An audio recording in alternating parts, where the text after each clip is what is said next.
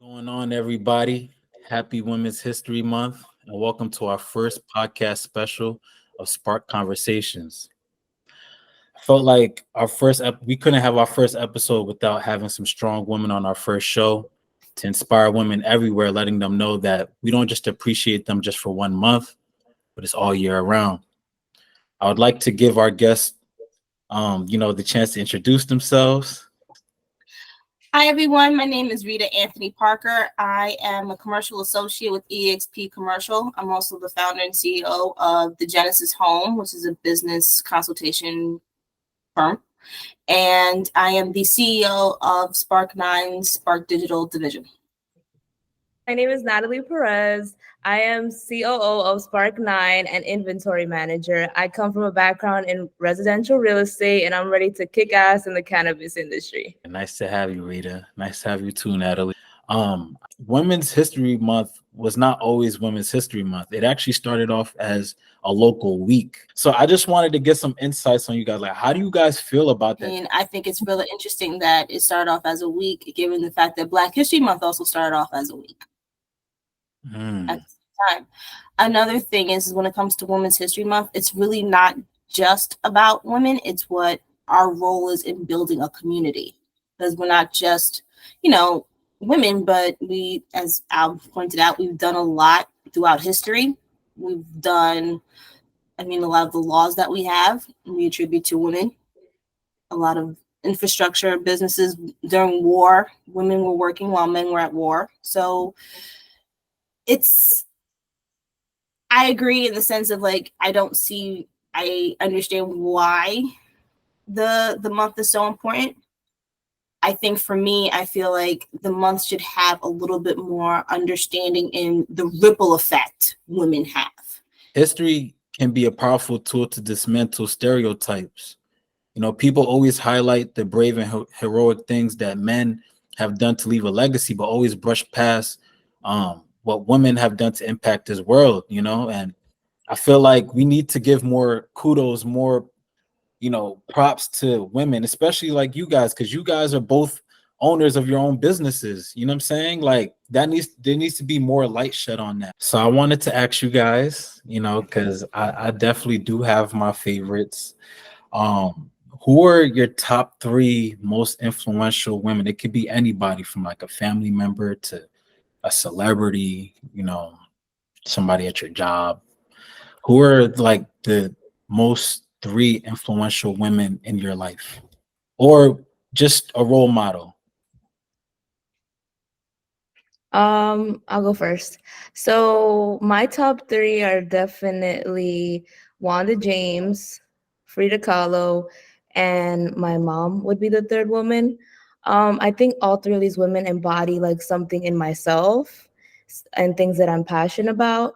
So first, Wanda James was the first African American woman to open a dispensary in all of the US. And she started in the late 90s and now has built a franchise of retail stores, cultivation, manufacturing, etc. So I think she represents a part of me that I aspire to be in the future. So she's a very big role model for me. Frida Kahlo is a Mexican artist, very famous for, she used to paint, and actually a lot of her most famous paintings were when she was completely bedridden. So she really inspired me to just live life outside of the lines and to be fearless. And lastly, I have my mom. My mom is the most hardworking woman I know, and she came to this country, got her college education, pursued a career in healthcare management, and now actually does real estate for the last 10 years. She has been absolutely the most inspirational person for me as far as being an independent woman and having your own and building yourself up and making yourself the most important person. That's nice. Thank you. How about you, Rita? Who are your top 3 most influential women in your life? It's my mommy.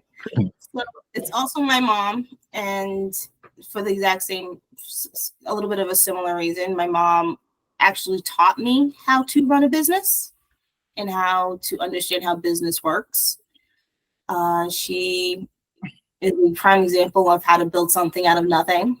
She came to the city with very little money. All she had was college, and she just made that happen. Her rule was always have a base and then have 2 side hustles. So that was like her thing, and all her children do that. My second person is Nina Simone. I am a huge Nina Simone fan. So Nina Simone is a singer, but she's also a really good poet. And she did Cinnamon for Women, and the way she conveys what we're thinking and how she says it, like this emotion, but also the fact that she does not go backwards at all. Like Nina Simone did not play. She's like, okay, we're breaking up. You have a good day. You go to your corner, I go to mine. It's been fun. So I love Nina Simone's commitment to herself. And my third is a character, I am aware, but she is my favorite, and my favorite professionally and personally. And it's Fanny Price. She's a character in a book called Mansfield Park, which is my favorite book, even as a child. Fanny Price, she didn't like to be the center of attention. That's not her thing. But she's incredibly intelligent. She's incredibly self-willed. She's forward-thinking. She's that person. And she was surrounded by people who did not understand that status does not mean you are better. Status doesn't make you better. What makes you better is the way you treat yourself and how you treat others. And the great thing also about Fanny Price that I love is the fact that she's really good at observing people, and she knows how to handle things and navigate in a society that would probably look down on her because she wasn't like the richest person in the land. But she would always come out on top because she was really smart. Like she can smell crap coming from a mile away. Like she can call it. So Fanny Price, Nina Simone, and yes, also my mommy. My 3 most influential women figures that I kind of look at as role models is, the first one is Afeni Shakur.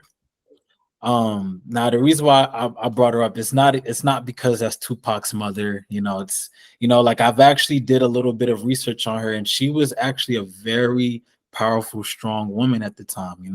Like in like around the 80s. She was an activist, right? Right. Yeah, she played a significant role in the Black Panther Party, which was pretty dope. She was also pregnant when she was in jail. She ended up beating a conspiracy theory stating that she was trying to plant a bomb at a police station. They didn't have no proof of her, but because they knew how much influence and power she had, they just decided to take her down and everybody that was with her in her chapter, which was pretty crazy. Another thing is, she overcame addiction. I know, if you're a Tupac fan, Tupac always talks about how, his mom was a crack fiend. He was always vulnerable enough to let the world know that, hey, my mom was a crack fiend, but she still overcame and got her life together. Right. I think that's very dope, because addiction is one of the main things that's affecting the US today, and we know how hard it is to come out of an addiction. And she was doing crack cocaine in the 80s when it was popular and got out of it. So I thought that was pretty cool. She was advocating for people that were incarcerated. We always talk a lot about incarceration and people that's been locked up for petty crimes. She used to do a lot of advocating for people that were locked up in jail. And what really stands out for me, honestly, is just that she was really big on analyzing society, just your surroundings of just how it is. And she was always big on speaking your mind. If you ever pull up just a speech of Afeni Shakur, you always see how how strong and how bold she is whenever she always makes statements. And I always try to let that resonate with me because I'm always big on speaking your mind. I always tell people, say what you mean and mean what you say. Always let people know how you feel, because you never know what people are going through. Okay, the second person that's influential to me, and I don't want this to sound so cliche, but it's Harriet Tubman. The reason why I chose Harriet Tubman is because her story is just so dope, man. Like, you feel me? Like, she escaped slavery through an underground railroad, right? She escaped. And then she was like, you know what? I'm about to go get 700 more people and bring them through the same tunnel, and we all out this together. You know what I'm saying? That shows a form of unity. In the world today, I feel like that's what we're lacking on with Black and brown people is unity. I feel like we're so torn apart nowadays than we are together because of social media and everything that's just always been going around. That when I actually read the story, I was like, yo, we need to get back to these roots. We need to get back to us caring for each other, us wanting to bring another person up with us. If we have information, don't just gatekeep it. Like, show, your companion, your friend, your cousin, your brother, your spouse, the ways of the food chain on getting up, because it's hard for us out here. Right. You know what I'm saying? So Harriet Tubman is definitely that second person. And then the third person, it's my mom too, just growing up, and seeing my mom work 3 jobs and supporting 3 kids by herself is probably one of the biggest inspirations. It's the reason why it makes me the parent I am today.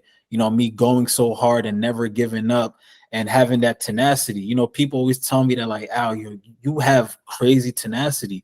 And it all starts with my parents. Like, I've always seen them work day in and day out, barely sleeping in the house.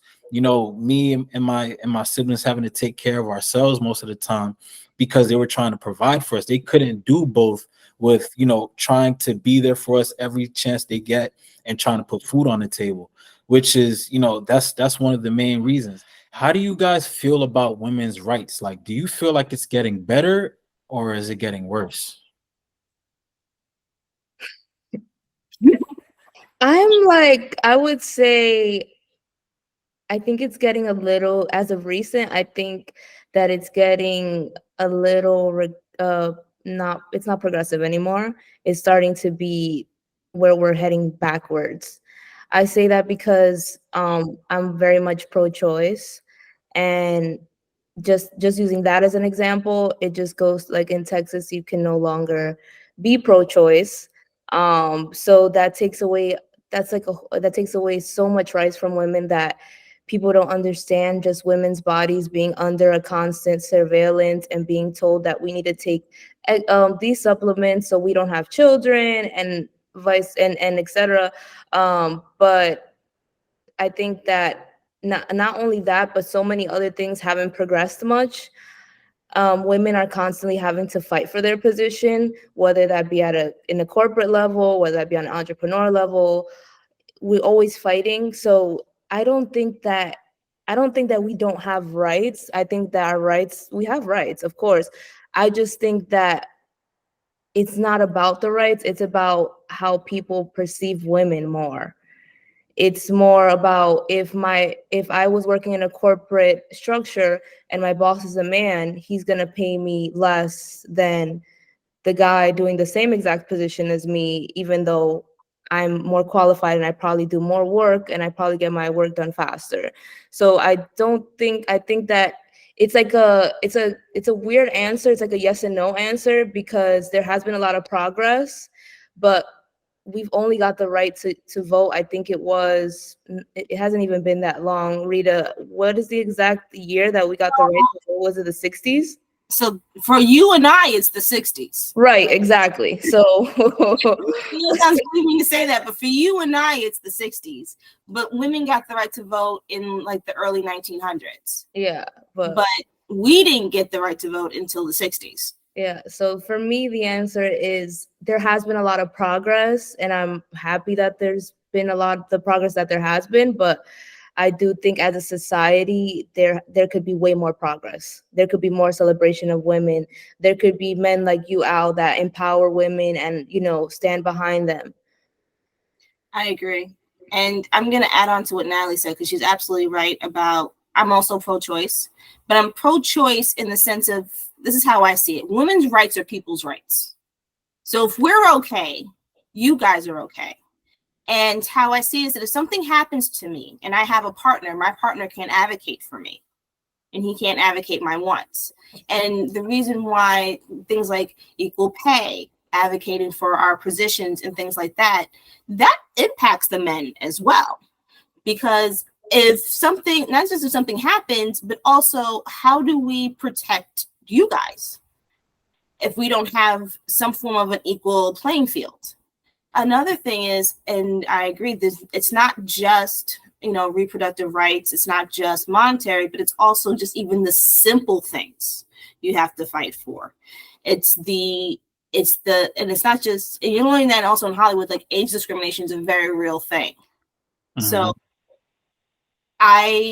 we have progressed in some ways. Like right now, I'm talking to two other people that I would say around my mom's time, this would have been a totally different situation because my parents were born in the 50s. So they were born they were born before the civil rights movement. So they were born in the 50s.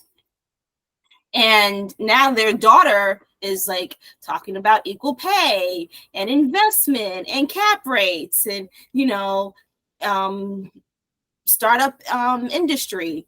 These are things that they didn't think about in the 50s. So yes, a lot has changed and a lot of it's good.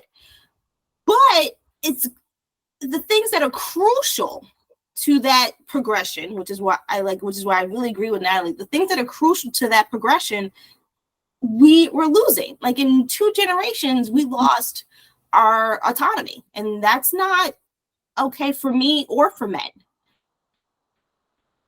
And this is just opinions. I'm not speaking for all women, Oh Lord, he's about to throw something out there. Right? But I mean, there are positives coming out of women's rights. Mm-hmm. Are there things that we should work on? Absolutely. But when you think about the amount of women that are actually voting now from before when they didn't have rights to vote, it's probably a lot more larger now than it was back then. You know what I mean? So that's one good positive, is that your voice is still being heard. Like you have the option to choose who you want to run this country. You know what I'm saying? Like as far as holding a public office job, women weren't allowed to work in offices or have corporate jobs before. You know what I mean? And now we have women that are vice presidents. You know what I'm saying? Like they're secretaries of the state. Like they're realtors. You know what I'm saying? You guys work in office jobs. It just bothers me because men have had this right since their birth, since the beginning of time. They never had to ask, they never had to beg, they never had to fight anyone on having simple human rights. A woman wants to make money for herself. You know what I mean? Like it's just like, I understand where you're coming from, but it's like, so when I think about it in the larger, it's like we as women have to like kind of catch up to where you guys are at in some spaces. You know what I mean? So at the end of the day, I also feel like it's not your fault, because when you really think about women back in the day, women were pretty much solidified as women couldn't even get mortgages. You couldn't get a credit card. You couldn't get a mortgage until the 90s. Okay. Right. A woman couldn't buy a house. So women back in the day, a lot of them didn't even want to work as much as how, women want to work nowadays and, own their own property, own their own everything, I don't think it's that women didn't want to work. I think it's that men didn't let them work.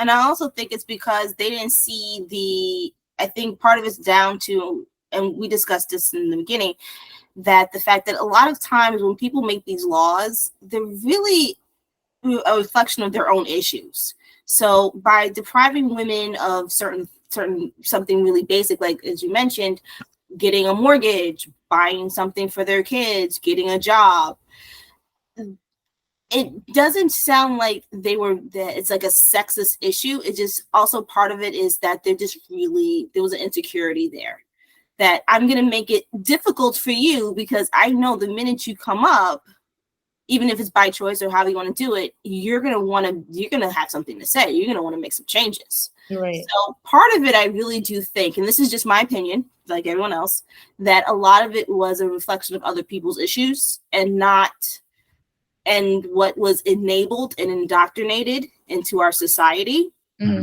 as opposed to what we really wanted. Now, do women want to work all the time? Absolutely not. I will tell you right now, I don't even want to work now. Exactly. I want to take a nap. Okay. I mean, I want to watch McMillan and Wife. I have that on mute right now. And I'm saying to you, but knowing that what I do helps my partner or helps my family or helps me just in case something gets weird. And there was a time period where that was hindered because some people had issues or assumptions about women, knowing full blown well in history. If we're talking about Women's History Month, you can't get married, and this is European history. So we're going to do the Tudors for a hot second. When King Henry VIII married his wife, Catherine of Aragon, he married a force. That woman spoke multiple languages, can command an army, and if she wanted to, she can run an entire kingdom while being pregnant. So when he was off fighting against France, she was ruling England. You had to be that person. But because she was a girl, it was Henry's permission that he gave her. Wow. So my point is that Natalie's absolutely correct, and so are you, Al, is that part of it is down to, I'm happy that we're where we are, but the crucial things are not an attack on anyone's gender.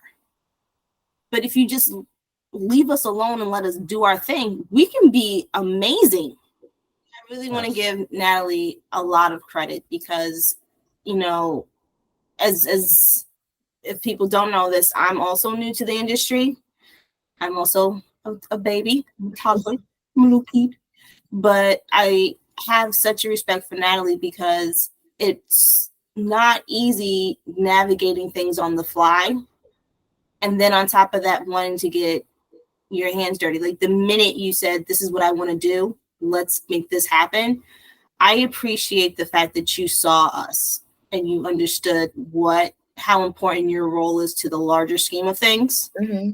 And not just from a real estate perspective or whatever, it's from also as a team partner. Like you're a partner.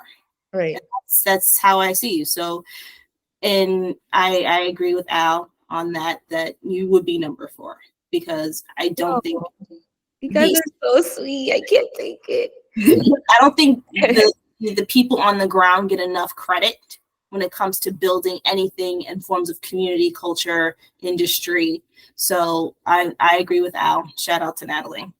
Thank you. And, my position here is just to show girls like me that it is possible, that we can do multiple things. We're not stuck into certain careers or having to have a certain amount of education or whatever. We just find the resources and act on the resources and get to where we want to go to make our dreams come true. I actually wanted to mention something. I know it's Women's Month, but I would like to thank Al because honestly, since our first conversation, you saw me, not just like everything else, but me as a person and what I can bring to the table. And you actually believed in me in a way that even at the time of the conversation, I might have presented, I was confident, but you really solidified my confidence to be able to come into Spark 9 with you and really turn this into something that we can be proud of. Agreed. Like I get certain situations, that certain men wouldn't really understand. And if it wasn't for me having 2 sisters, maybe, I would probably be on the other side of the border. But, it's just having more compassion for people, man. It's a lot bigger than just, like I said, gender. It's just being civil, being a human being, So, I definitely appreciate you guys coming on this special episode of Spark Conversations. We would love to have you guys on more episodes, having you share your ideas, your thoughts, and, just being cool and blunt with everything that So thank y'all for coming, and, have a good rest of your day. All right.